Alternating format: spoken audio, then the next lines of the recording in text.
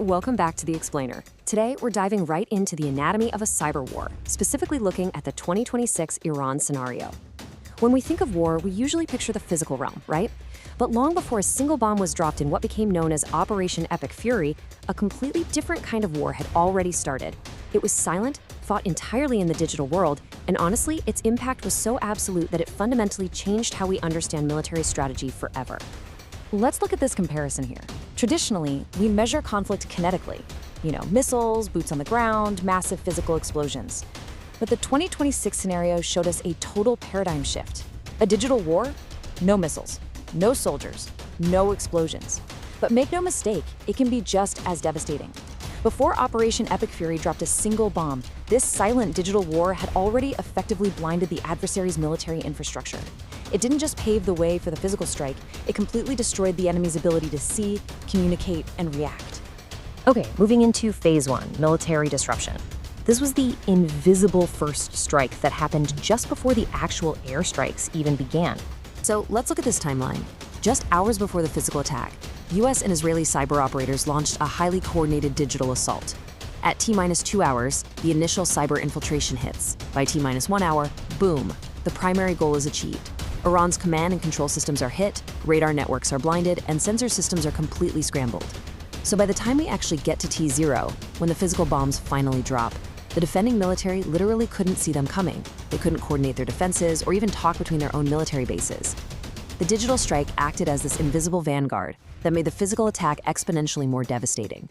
And this quote right here really captures the whole strategy, straight from the head of US cyber operations. The explicit goal of these coordinated space and cyber ops was to leave the adversary entirely crippled before the kinetic war even began, leaving an entire military force disrupted, disoriented, and confused. That isn't just some accidental byproduct of a cyber attack. It is the fundamental objective. Because if your enemy doesn't know what on earth is happening, they simply cannot fight back. All right, Phase 2, psychological subversion. Now this is where it gets wild, because the attackers completely bypassed military targets to weaponize the mundane, everyday routines of civilians. Now you'd probably expect a sophisticated cyber war to target, ultra-secure government servers or nuclear facilities, right? But Israeli hackers took a totally different route. They compromised a simple prayer app called the Bedsaba calendar.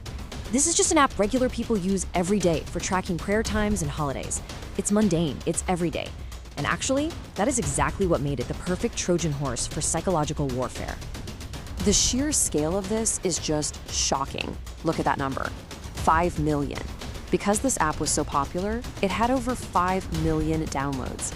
That meant 5 million civilians, along with active military personnel, had this compromised application sitting right in their pockets. The attackers didn't need to fly over and drop propaganda leaflets from an airplane. They already had direct, silent access to millions of individual smartphones. So what do you do with 5 million compromised devices? Well, at a carefully chosen moment, operators sent push notifications directly to those users. In Persian, the messages urged Iranian military personnel and civilians to defect, to lay down their arms and just join opposition forces. Imagine looking down at your phone for a calendar update and getting a direct psychological strike from an opposing military. This marked an unprecedented scale of psychological warfare, leveraging personal technology to fracture enemy morale from the inside out. Let's move to Phase 3, information hijacking. This is where domestic infrastructure was turned completely against itself. So the psychological subversion didn't just stop with smartphones. Israel also compromised the most powerful propaganda tool available, state television.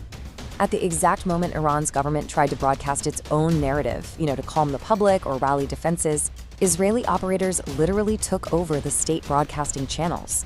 They essentially replaced the state propaganda with their own messaging, beaming it directly into Iranian living rooms. The government's own megaphone was suddenly speaking with the enemy's voice. Naturally, Iran had its own cyber capabilities and hacktivist groups ready to retaliate against Israeli and American systems. But look at these steps, because a massive boomerang effect occurred. When the Iranian government imposed a standard internet blackout to stop domestic protests, they accidentally trapped their own domestic internet. The result? Pro-Iran hacktivists were completely crippled. By trying to shut down the internet to silence their own citizens, the government effectively silenced its own digital warriors. They entirely neutralized their ability to launch retaliatory cyber attacks. Talk about an own goal. Which brings us to Phase 4, the global fallout. The chaos of this digital war absolutely did not stay contained to the Middle East. It spread like wildfire onto the global stage. Let's dive into this table because the information war was staggering. Within hours of the first strikes, social media platforms were just flooded with fake videos and misinformation. For example, a viral video claimed to show Iranian missiles destroying Tel Aviv, and it drew over 4 million views. The actual reality? It was old, totally unrelated footage from Algeria. It even tricked a former French ambassador to Israel into sharing it. In another instance, the Iranian embassy in Austria posted an image of a blood-stained child's backpack, claiming it was from a school bombing in Minna. It was entirely fake. The proliferation of this AI-generated propaganda was so fast and so overwhelming that social media platforms were forced to react in real time. Just 1 week into the conflict, the platform X had to take unprecedented emergency action. They announced a 90-day demonetization of any account posting AI-generated war content. Pro-government accounts were just churning out this synthetic media, and it went viral way faster than traditional truth-checking could catch it. The digital battlefield had officially expanded to include the global social media feed, making truth the first and most prominent casualty. Finally, Phase 5, the new reality. Here's the big takeaway on how the 2026 war fundamentally shifted global conflict. Look at this list. This is the new battlefield. Wars are no longer just fought in trenches or up in the skies. The battlefield is your smartphone. It's your prayer apps, your home television, your global social media feed. Literally, every single connected device is a potential weapon or a point of vulnerability. Every country with internet access is already standing on this new battlefield. It fundamentally shifts the core question of military readiness. The primary question is no longer just, do you have missiles?